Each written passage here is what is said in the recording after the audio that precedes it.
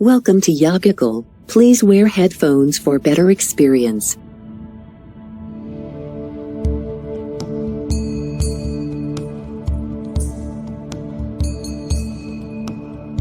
The different stages of life, these were synchronized with the solar cycles which are for approximately 12.25 years. Every solar cycle, the cycle of your life should shift. If you just bring this awareness into your children, they will deal with it with much more wisdom.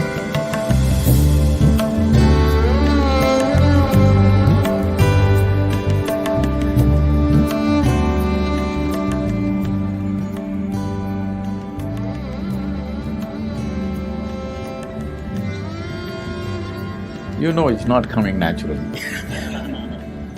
That's not an option. Till just one generation ago, a lot was taught to you about marriage, about children, everything. Now, our education system is only here to serve industry and business, not to serve human beings. Our education is not about producing great human beings. It's only about producing managers, supervisors, doctors, engineers. You're just a cog in the economic machine that's working. So, changing the larger education system tomorrow morning is out of question. But you could change it for yourself and your children, if you're willing. There was something called as Varnashrama Dharma, which is the different stages of life for which a human being had to be prepared for. 0 to 12 was considered bhalavastha. At this time, a child should do nothing. He must just eat, play, sleep. No ABC, no 1, 2, 3, no nothing. Because before the brain blossoms to it a certain size, feeding it with information or any kind of purpose to it, putting any kind of purpose in its domain, will destroy the possibility of it growing to full size. In India, everywhere maybe, the mango farmers have a certain process. You will see if you plant mango saplings, by second year actually, mango flower trees or plants will start flowering. Have you noticed this? Second or third year, definitely full of flower. So the conscientious mango farmer will go and pluck out every flower in the month of January, February, so that they never become fruit. But if you are a quarterly balance sheet kind of person, you will count the flowers and say, okay, here I see 150 mangoes, 150 mangoes into 10 rupees, 15,000 per plant, I have 10,000 plants. You will allow them to fruit. Anyway, they will not fruit very well, but they may fruit. But if you do this, that tree will never grow to full size. It will never come to its full potential. So even with plants we know that. Why is it that we don't know with children? We know it, but we want our children to be little better than the neighbor's children, which is a serious illness we have. Yes. Our problem is our neighbor's children are already saying, 3-year-old saying, I want to be doctor. So that means you want the whole world to be sick.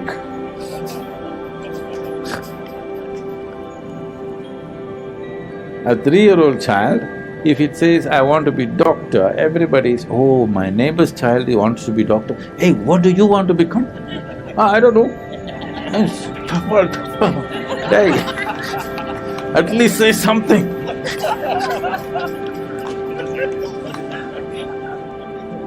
This is not the sickness of education system, this is the sickness which has gotten into the society.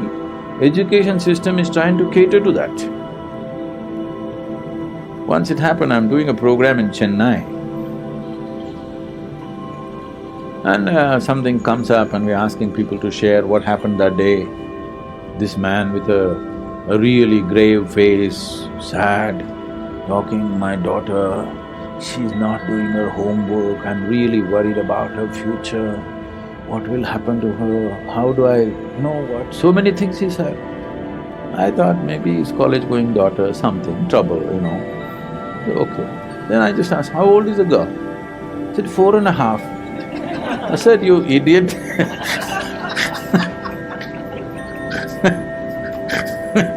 First thing, she shouldn't even be going to school. And now you're worried she's not doing homework, and you're worried about her future. What job will she get? Who will marry her? So, we need to change this trend in the society, at least in your life, that your children are not products. When are they going to produce something? No. First of all, you must understand your children only come through you, they don't come from you. They're not yours, they're passing through you. You must be, appreciate the privilege that they came through you, that's all. Don't believe that they came from you. There's no ownership on them. Your business is to protect them, nurture them, till they come to a certain place, till they know how to do that themselves. That's all. Your business is not to see how much you can squeeze out of them, whether they will continue your business tomorrow, whether they will do things that you are incapable of doing. No, that's not what it is about. So this Varnashrama Dharma was like this: at 12, your Bhalavastha ends. Now your Brahmacharya begins, 12 to 24. 12 years of discipline and learning. So before you're empowered with education, you're always initiated into Brahmacharya. What Brahmacharya means is, Brahman means the ultimate reality, Charya means the path. You are on the path of the ultimate. That means you're not on a divisive path. That means you're not on the path of you versus me, you are on a path of absolute inclusiveness. Without including everything as yourself, you should not be empowered with education. You must remain illiterate, that is best, because education was seen as an empowerment. If you're empowered in a divisive way, which is what we have done to the modern world, every scientific knowledge and technology that comes up, first thing is military use. Why? My nation versus your nation. My father is better than you. My God is better than your God, my father is better than your father. Because once this division is there and you get empowered, all that will happen is the ugliness will get empowered. So before education, first thing is Brahmacharya. So for 12.25 years, these were synchronized with the solar cycles, which are for approximately 12.25 years. So every solar cycle, the cycle of your life should shift. First 12.25 years is Balavastha. Once you cross that, the second is for learning and discipline. Once you cross that, at the age of 24, you decide whether you want to go into family kind of living or you want to become on the spiritual path. By choice, not by social compulsions. Each individual according to his own traits. Now if you're made in such a way, the opposites are drawing you. Why in organized way you handle that. You get married and children, this, that will happen. For next 24 years, you're in Grihastha ashrama. Otherwise at 24 you choose to become a sannyasi, that is settled. There was a time when about 30% of Indian population chose to be sannyasis, 70% chose to be grihasthas, which was a good population control by itself. So at the age of 48, you undo the grihastha ashrama. That's gone, isn't it? Can you undo it?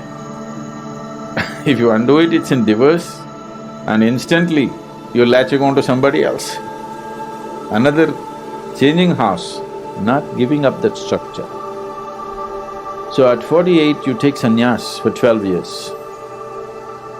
So undo the family structure, because if you got married at 24, by the time you're 48, your children or over 20 years of age, they may not say it in so many words, but they want you out.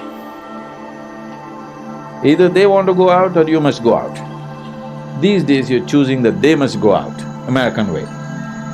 But in India, the parents chose to go out. Once the children have crossed 20, 21 years of age, parents moved out. It's a sensible thing to do. So, husband and wife who lived together for 24 years, they separated themselves consciously, not because they have a fight, consciously separated themselves, and there were institutions where they could pursue their spiritual process for the next 12 years.